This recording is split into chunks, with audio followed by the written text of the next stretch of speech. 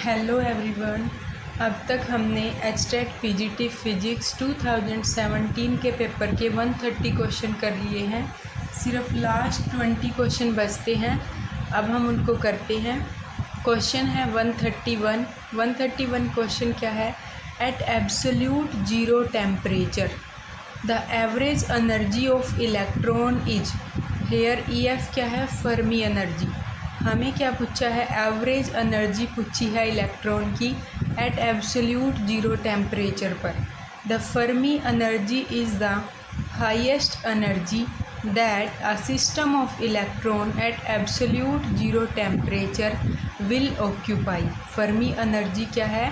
Highest energy है that a system of electron at absolute zero temperature will occupy. Fermi energy क्या है?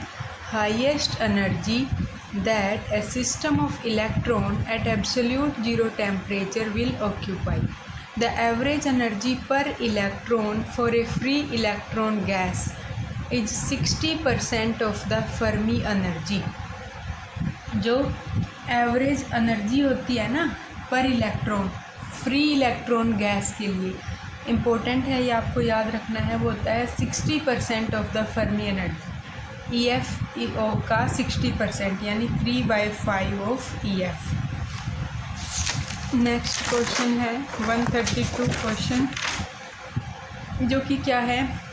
Decimal equivalent of A hexadecimal number 7BA16 is. हमें इसका decimal equivalent लिखना है। तो देखो, ए हेक्साडेसिमल नंबर हैज़, मैं सही बता देती हूँ कैसे करते हैं इसको पहले। तो एक हेक्साडेसिमल नंबर कौन होता है? जिसका बेस क्या होता है? 16। जैसे डेसिमल नंबर का बेस 2 होता है ना, ऐसे हेक्साडेसिमल नंबर का बेस क्या है? 16 होता है। और हेक्स जिसको बोल देते हैं, हेक्स का the number in hex are 0, 1, 2, 3, 4, 5, 6, 7, 8, 9। 9 के बाद जो नंबर आते हैं वो आते हैं ABCDE। जैसे यहाँ तक आ गए तो उसके बाद which are equivalent of decimal number. ये नंबर किसके इक्विवेलेंट है? डेसिमल के। तो 0, 1, 2, 3, 4, 5, 6, 7, 8, 9 तक तो नंबर हैं। ये आगे जो है ना 10, 11, 12, 13, 14, 15, 16 वो इसको लिखा हुआ है। जैसे A है 10, B है 11, C है 12, D है 13, E है 14, F है 15। इस तरीके से। Method to convert hexadecimal to decimal. देखो यहाँ ये भी याद रखना, हेक्साडेसिमल दिखने में तो ऐसा लग रहा है 16 होगा, लेकिन 15 तक है क्योंकि 0 से स्टार्टिंग है। तो method to convert hexadecimal to decimal. Hexadecimal को डेसिमल में कैसे कन्वर्ट करते हैं आप देख लो। हमारे पास है नंबर 7BA। तो convert hex number two decimal, hexa को डेसिमल में कन्वर्ट करना है। तो देखो सबसे पहले क्या दिया हुआ है? 7BA। तो ये देखो 7 है, तो 7 तो इनमें भी 7 ही है, डेसिमल में भी। B देखो डेसिमल में क्या है? ये है B। तो 10 के बाद क्या आता है? 11। 10 है A के लिए, 11 है B के लिए, फिर है A, तो ये है 10। अब हमने लिख लिया इसको ऐसे। अब मल्टीप्लाई करो, multiply starting from last number, यानी कि यहाँ से इसको लास्ट नंबर को मल्टीप्लाई करो किससे? 16 से, और उसकी पावर शुरू हो जाएगी यहीं से, पहले पावर 0 से। Start from 0, that is 10 into में 16 की पावर 0, तो आ गया 10। फिर 11 है, 11 इंटू में 16 की पावर 1, 176। 7 है, 16 की पावर 2, 1792। ऐड कर लो सारे नंबर को, 10 + 176 + 1792, हमारे पास आ गया 1978। तो हमने हेक्साडेसिमल नंबर को और किस में लिख दिया? हमने उसको डेसिमल नंबर में लिख दिया। तो क्या हो गया? 1978। आ गया समझ? अब है क्वेश्चन, अब हमें ऐसे ही करने हैं जो आगे कोई क्वेश्चन ऐसा मिल जाए। तो अगला है 133 question. In an electric field the potential is represented by phi = 3x² - y + z volt. Electric field में पोटेंशियल को ऐसे रिप्रेजेंट करते हैं। The value of charge density will be. Charge density की वैल्यू क्या होगी? The electric field related with charge density rho as, electric field का charge density के साथ क्या रिलेशन है, del dot E is equal to rho by epsilon naught, del dot E is equal to rho by epsilon naught. Electric field and potential related on as, electric field का और potential का क्या relation है, देखो electric field related with charge density तो ये है del dot E equal to rho by epsilon naught, और इलेक्ट्रिक फील्ड का और पोटेंशियल का क्या रिलेशन है, E is equal to minus के डेल वी, वी क्या है पोटेंशियल है, E क्या है इलेक्ट्रिक फील्ड, ये रिलेशन आपको पता भी है। और ये तो वैसे भी वो है जब हम मैक्सवेल इक्वेशन पढ़ते हैं तो फर्स्ट इक्वेशन ही है del dot E rho by epsilon naught, और ये इसको तो रिलेशन का पता ही है हमें, डेल वी पुट कर दो यहाँ पर इस वैल्यू को, E की जगह क्या पुट कर दो माइनस के डेल वी, तो डेल तो पहले से ही था, डॉट ई की जगह पुट कर दिया माइनस के डेल वी, माइनस मैंने आगे लिख दिया है इस तरफ माइनस के rho by epsilon naught, del dot del क्या हो गया डेल स्क्वायर वी, तो वो आ गया minus rho by epsilon not. अब है वी की वैल्यू तो हमें पता, ये देखो डेल को कैसे लिख दे फिर हम D square by D X square, और यहाँ पुट कर लो वी की वैल्यू, डेल स्क्वायर वी की वैल्यू थी वो क्या थी माइनस के रो बाय एप्सिलॉन नॉट। ये देखो सिंबल पे मत जाना, यहाँ आप फाई भी लिख सकते हो, electric field the potential is represented by phi, यहाँ बस सिर्फ रिप्रेजेंटेशन है फाई की, तो यहाँ पुट कर दो पोटेंशियल की वैल्यू डेल स्क्वायर वी में, तो d2 by D X square 3x² minus Y plus Z जो कि किसके इक्वल है माइनस के रो बाय एप्सिलॉन नॉट के, सोल्व कर लिया 3 यहाँ आगे गया तो यहाँ पुट करो, फिर उसके बाद सिर्फ कितना बच गया 6x माइनस, ये डबल टाइम होएगा ना, एक बारी 6x आ जाएगा फिर एक बारी और करेंगे तो 6 आ जाएगा, तो 6 तो यहाँ उधर चला गया है, डेंसिटी की वैल्यू क्या आ जाएगी -6 एप्सिलॉन नॉट कूलम पर मीटर क्यूब, सॉरी भाई ये डेंसिटी है मैंने कूलम पर मीटर क्यूब बोल दिया, सेंटीमीटर पर मीटर क्यूब आ जाएगा। फिर है 134, एक ट्रांजिस्टर है उसका जो बेस करंट है वो कितना है 100 माइक्रो एम्पियर, और जो कलेक्टर करंट है वो कितना गिवन है 2 milli ampere.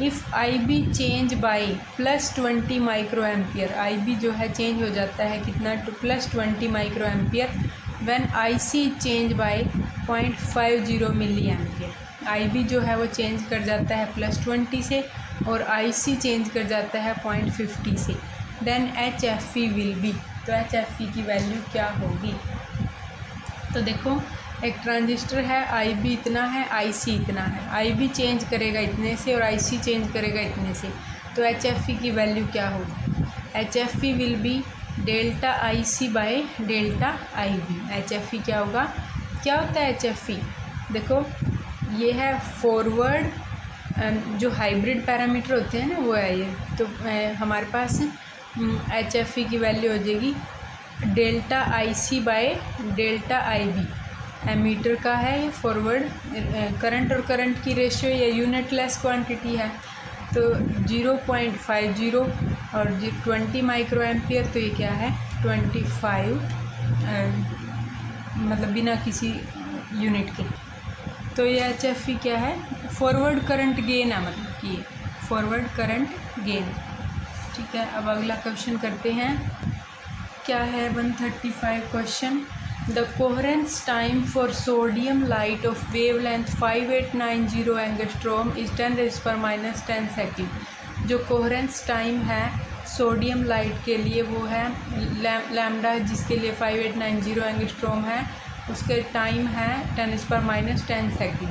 What is the maximum thickness of film that can be measure using interference of sodium light. Maximum thickness of film पूछी है इंटरफेरेंस ऑफ सोडियम लाइट की, तो देखो क्या है, इसको थोड़ा सा एक्सप्लेन करती हूँ फिर करवाऊँगी। तो देखो लैम्डा क्या है 5890 एंगस्ट्रॉम, कोहेरेंस टाइम है 10⁻10 सेकेंड, स्पीड ऑफ लाइट है 3 × 10⁸ मीटर पर second. Calculate the coherence length, पहले कोहेरेंस लेंथ निकालते हैं। The coherence length is the distance over which the light wave remain phase coherent. Coherence length क्या होती है कि डिस्टेंस, कितनी डिस्टेंस तक लाइट वेव कोहेरेंट रहती है। तो कोहेरेंस लेंथ होती है वेलोसिटी इनटू में उसका टाइम, रिलैक्स कोहेरेंस टाइम। तो लेंथ वेलोसिटी 3 × 10⁸ मीटर पर सेकंड, कोहेरेंस टाइम कितना है 10⁻⁻10 सेकंड। तो कोहेरेंस लेंथ आ गई हमारी 0.03 मीटर या फिर 3 centimetre. Find maximum film thickness, t maximum, film thickness maximum. For interference to occur the optical path difference between the interfering beam must be less than or equal to the coherence length. Maximum thickness के लिए interference की condition है, for interference to occur the optical path difference between the interfere beam must be less than or equal to the coherence length. For normal incidence in a thin film of refractive index mu, normal incidence जो कि thin film में है, refractive index mu है, assume कर लेंगे air film का जो refractive index है म्यू क्या है 1 है। तो पाथ डिफरेंस क्या होगा 2t मैक्सिमम, जो कि क्या है कोहेरेंस लेंथ के इक्वल। तो t मैक्सिमम क्या है कोहेरेंस लेंथ बाय 2। तो t मैक्सिमम हमारा क्या हो जाएगा 3 × 10⁻² मीटर डिवाइडेड बाई 2, 1.5 10⁻² मीटर, जो कि क्या है 1.5 सेंटीमीटर। नेक्स्ट क्वेश्चन, तो देखो क्या क्वेश्चन था, कोहेरेंस टाइम दे रखा था और वेवलेंथ भी दे रखी थी। What is the maximum thickness of the film that can be measure. तो देखो हिलाना नहीं कि as we know coherence length क्या है LC C × TC, फिर C क्या है स्पीड ऑफ लाइट है, TC क्या है कोहेरेंस टाइम है, और जो थिकनेस होती है ना इसके लिए इंटरफेरेंस जो मैक्सिमम पूछा है ना इन्होंने, मैक्सिमम के लिए कंडीशन होती है कि m+1/2 λt किसके इक्वल होता है 2t के। तो इसलिए हमें 2t लगा के और इसको सोल्व कर लिया। अब है क्वेश्चन नंबर 136। 136 देखो क्या है, for elementary particle which transition is not possible, which transition is not possible. तो ये इनमें से कौन सी ट्रांजिशन है जो पॉसिबल नहीं है। तो देखो इसके लिए कुछ एक रूल है, मैं आपको बताती हूँ। तो देखो क्या क्या रूल हैं। सबसे पहले है selection rule for electric dipole transition, मतलब कि E1 की ट्रांजिशन के लिए सबसे पहला है orbital angular momentum delta L, जो कि क्या होना चाहिए ±1, और टोटल एंगुलर मोमेंटम जो है डेल्टा जे वो क्या होना चाहिए 0 ±1, एक्सेप्ट जब क्या है 0 और 0 पे ट्रांजिशन है। और स्पिन मल्टीप्लिसिटी जो डेल्टा एस है वो क्या होना चाहिए 0। ये एक रूल है। एक है फोर्थ रूल पेरिटी का, जिसको लैपोरेट रूल भी बोलते हैं। पेरिटी मस्ट चेंज इवन से ओड में, ओड से इवन में। तो सबसे पहला क्या था 2f5, तो सबसे पहला क्या था 2f5/2 to 2d5/2। तो इसके लिए सबसे पहले देखो आप डेल्टा एल देखो क्या है। तो डेल्टा एल का जो ट्रांजिशन है ना इसमें डी है, एक में एफ है। तो डी और एफ में 3l और डी के लिए एल क्या है 2, तो 3 से 2, तो डेल्टा एल क्या है 3 से 2 और ट्रांजिशन है। तो फाइनल इनिशियल जो है वो डेल्टा एल -1 है, और जो डेल्टा जे है वो क्या है 0 है।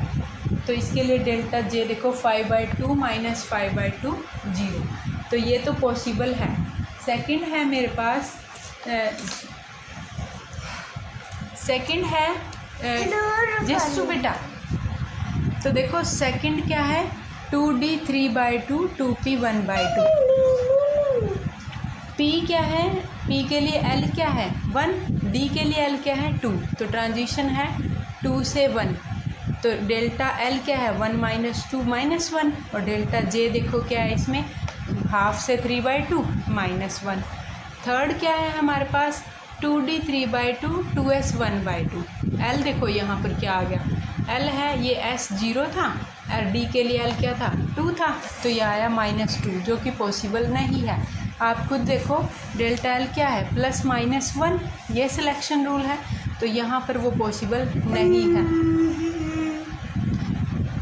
तो डेल्टा एल जो है वो क्या है जैशु, डेल्टा एल क्या है -2, तो डेल्टा जे क्या होगा -1, तो ये थर्ड वाला,